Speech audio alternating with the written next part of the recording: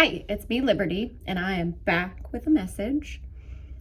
I felt a calling to do a message regarding a comment I made on somebody else's video, and I'll just read through the comment real quick, and then I will go through and just let whatever comes out, comes out.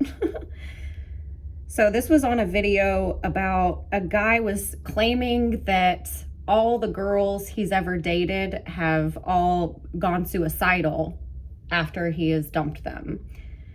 A lot of people in the comment section were like, that didn't happen. Ain't no girl getting suicidal over that kind of man or over him or whatever. And I honestly felt like he may be telling the truth. And so my comment is, the one claiming the girls become suicidal is screaming from the rooftops that he's emotionally and psychologically abusing these women. He's picking ones that have not done healing work to understand their fight or flight responses associated with invisible wounds. Everyone understands someone reacting when they get punched in the face, but no one has understanding for someone reacting to being punched emotionally. And I don't know why, but I felt like I needed to expand on that a lot more. So when I went back to start writing on my book again, it's been maybe a month or two ago, and I was wanting to expand on each different type of trauma that we can go through. And there's like, I don't even know, 7 or 9 different kinds of trauma in relationships. And the two that I've been really focused on I've been focused on a lot of them, as always, because I don't think I'll ever stop. But the psychological abuse and the emotional abuse has been coming up a lot for me. My spotlight's getting shined on it so I can heal all this stuff so that it stops coming up around me. So for me, that guy claiming that these women become suicidal, like, that was telling me, that he's basically abusing these women, and they aren't aware enough of what's going on. And so they react. And this is another form of that reactive abuse that I've mentioned a few times. So yeah, it's like invisible wounds. That's where I was going to go with this, was the invisible wounds. Because a lot of us will react. Like if you get punched in the face, everyone's going to understand, punching the person back. But, if someone punches you energetically or emotionally or psychologically, you don't really understand what's happening unless you've been there before, or someone, points it out and says, hey, like, this is, labels it for you so that you can understand, like, okay, that label goes with this feeling that I'm feeling when I experience that experience. That didn't sound right, but oh well, I'm going with it. So for me, I understand that I get reactive when someone comes at me. I used to do a lot more fawn response than I do. Now I'm just like fight or run. So, but these invisible wounds, like they're hard for us to point out. They're hard for us to even understand that it is a valid trauma, or it is, abuse, to label it. For me, like, I could understand that I was going into fight or flight and that I was reacting, but it took a while for me to understand, with the labeling of it, of why I was reacting so harshly. And like, I still do it with my youngest when she comes at me with gaslighting, or when she comes at me with just the invalidation of me as a person, which I think falls in line with the psychological abuse, emotional abuse. When she comes at me with that, it's just the natural instinct of me, because I do not want to be abused anymore. Like, there are parts of me that will not stand to be abused anymore by anyone ever again. And so it's really hard for me to hold that truth, and also hold the truth of, I need to be a nurturing mother, and I'm teaching this child, how to interact with the world, how to interact with herself, and also, how to treat me, by default, I guess. And of course, like, I went into a spiral with that because, I was in self-pity thinking, well, I should have a partner that would be here to tell her, don't talk to your mother like that. Don't treat your mother that way. And, I don't have that. I've got the opposite with my ex. Like, he'll laugh at her when she, does something mean, or he'll encourage her to do basically abusive things to me. And so it's really hard for me to not react when she's doing that. I'm literally working through that in therapy right now. But I understand that it is reacting, like my body is reacting. I'm going into fight or flight because of that part of me that's like, I will not stand to be abused anymore by anyone ever again. And honestly, like the damage is so much different between the emotional abuse and the physical abuse. Like, my broken bones heal. Yeah, I can still feel them. Like my back still hurts, my shoulder still hurts, my jaw still hurts. Like, all of my broken bones still hurt. But like the pain is different, I think. Like, some of that stuff heals and it only flares up like when it's raining, or like last night when I was at the concert standing on my feet for 4 hours.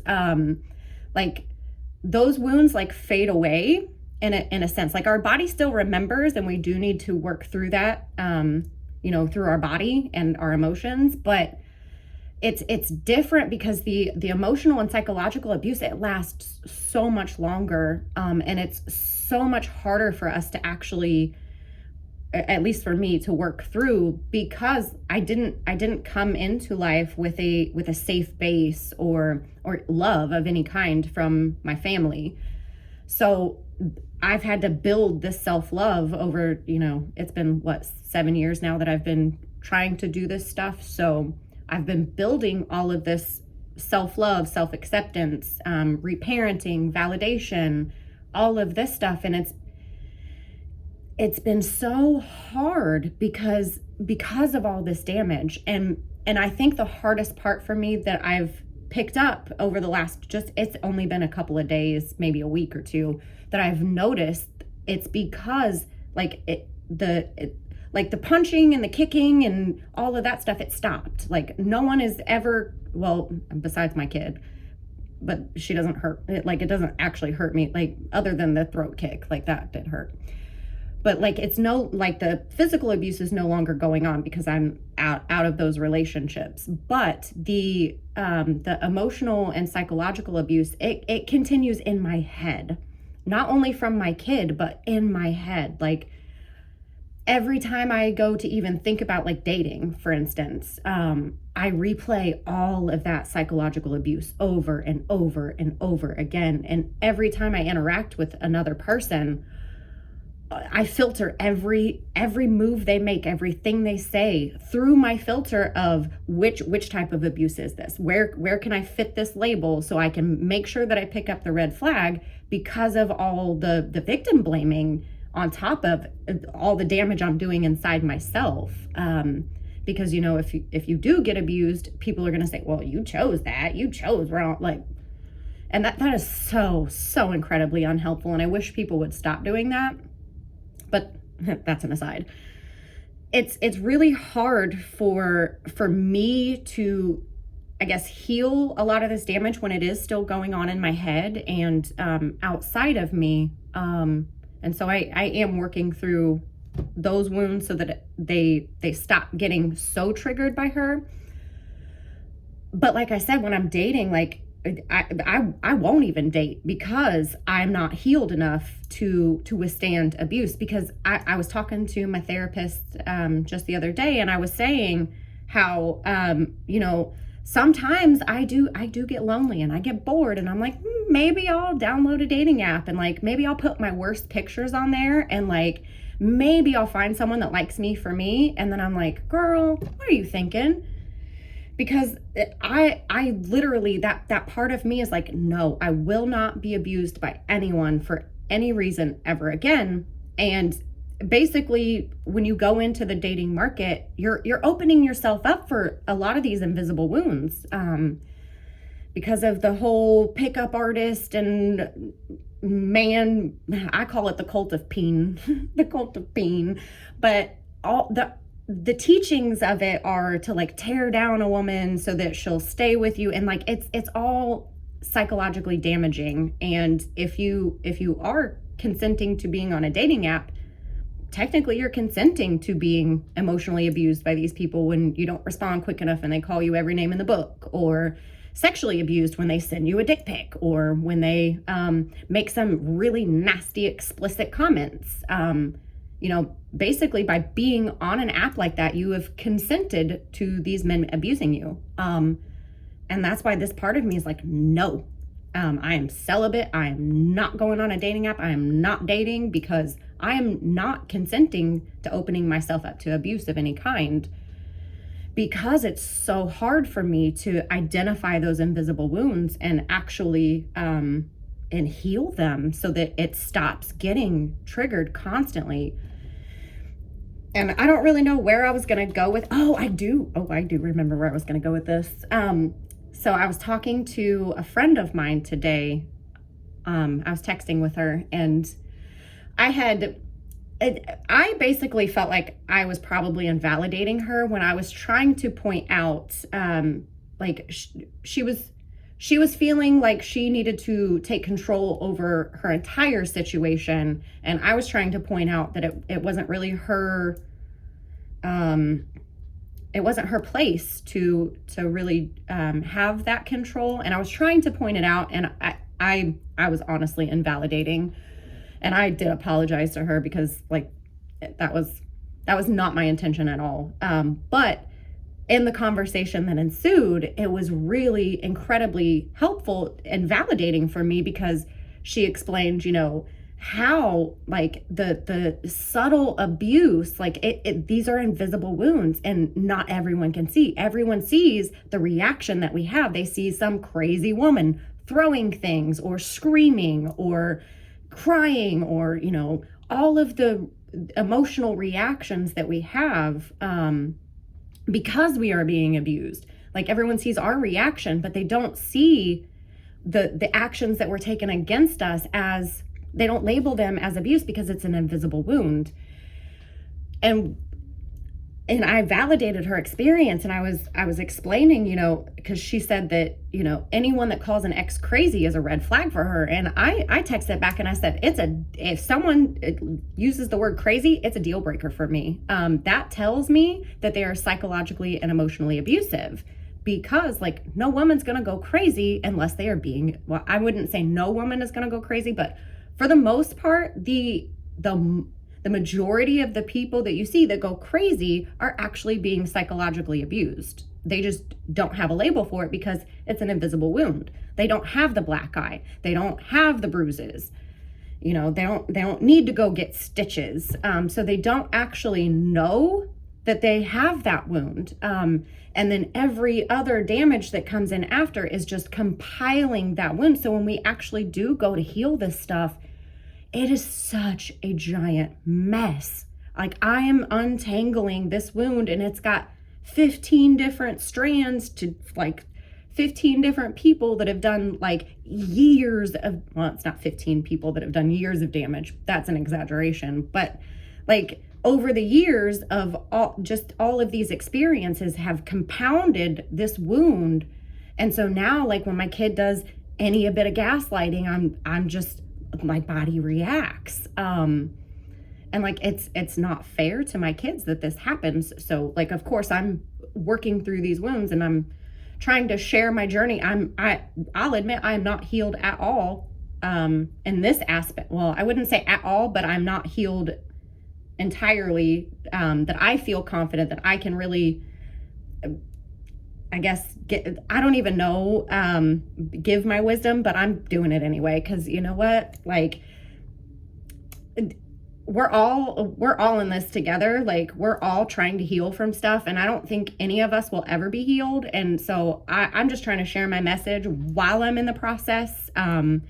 so that other people can understand, like, this is a hard process. It's messy. It's not, do this, do this, do this, and you're healed. No, it's a mess, and you keep coming back to the same wounds over and over and over again, but just looking at them from a different angle, from a different part. And you'll heal like a little piece over here, and then you'll heal this piece over here. And eventually we will get to the point where, we've stitched it up together enough that it's a halfway functioning part of us that doesn't react so much. But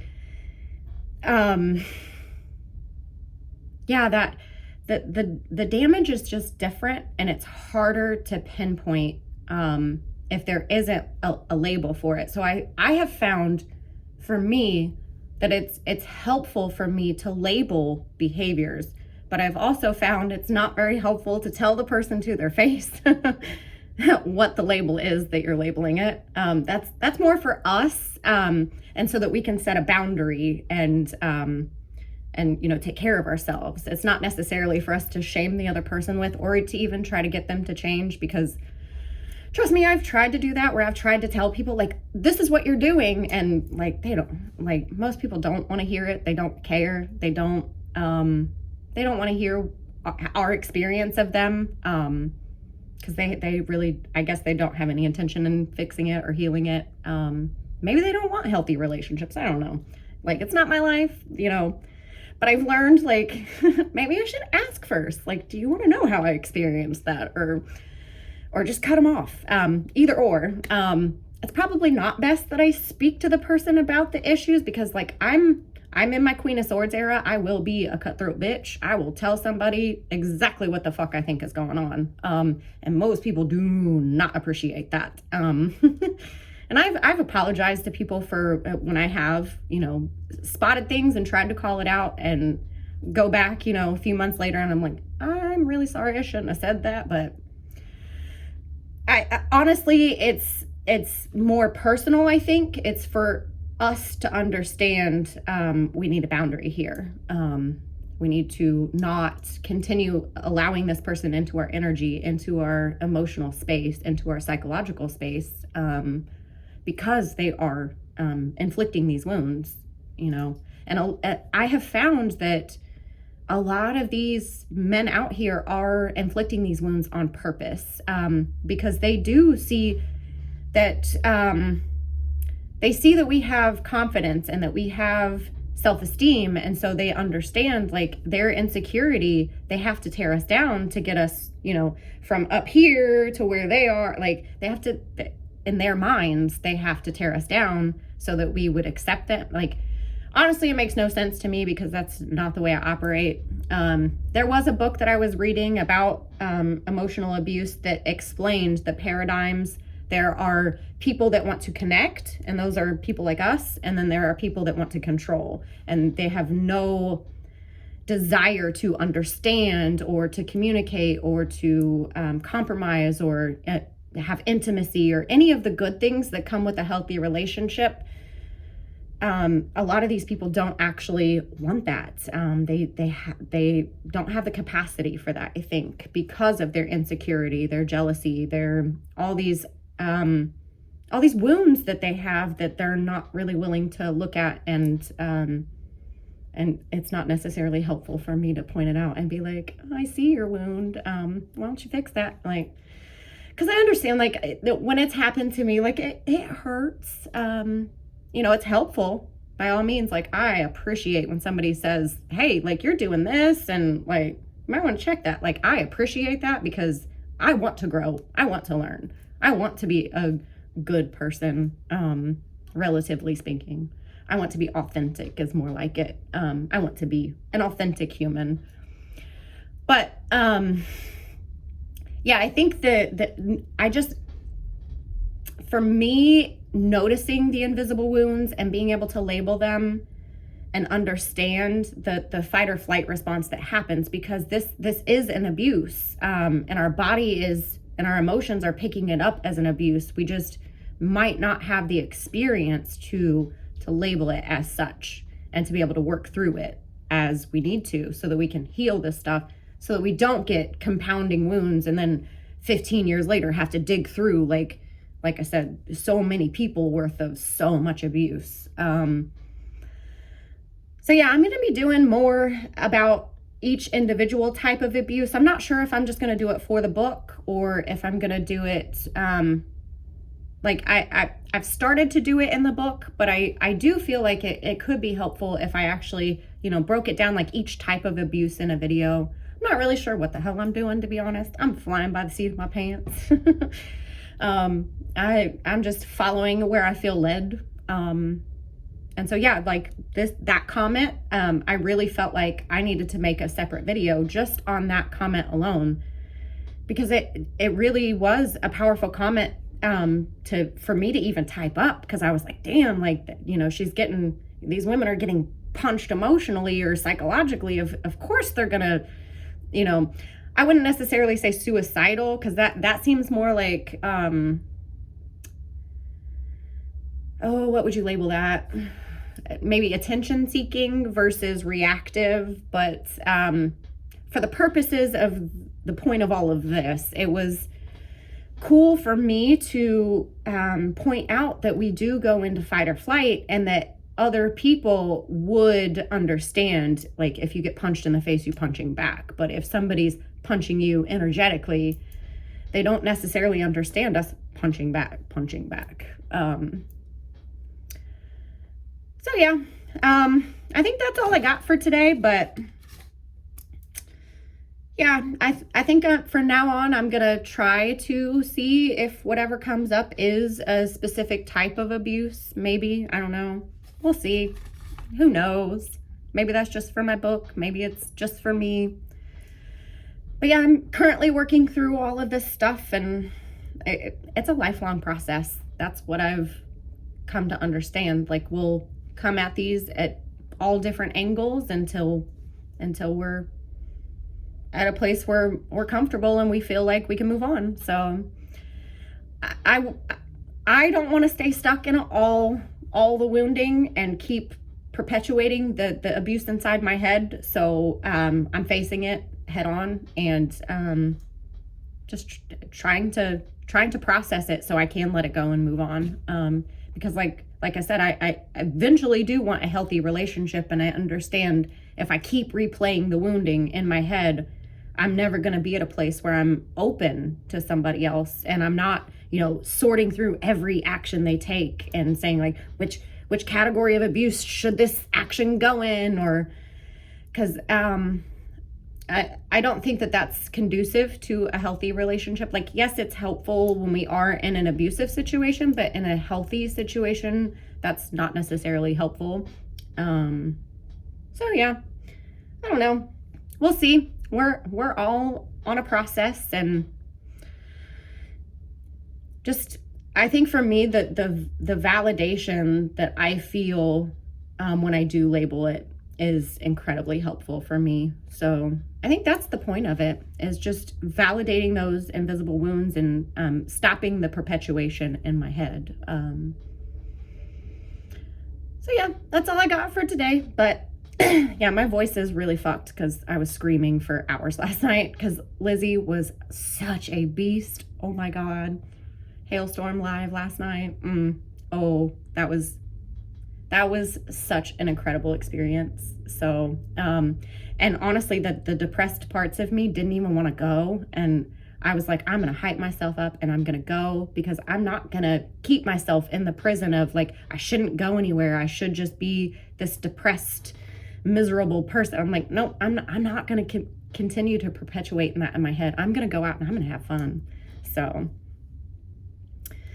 yeah, I think that's where I want to stop for today. So I won't stop for today, but that's where I'm going to stop recording because I never stop. But anyway, I love y'all. I'll talk to you soon. Bye.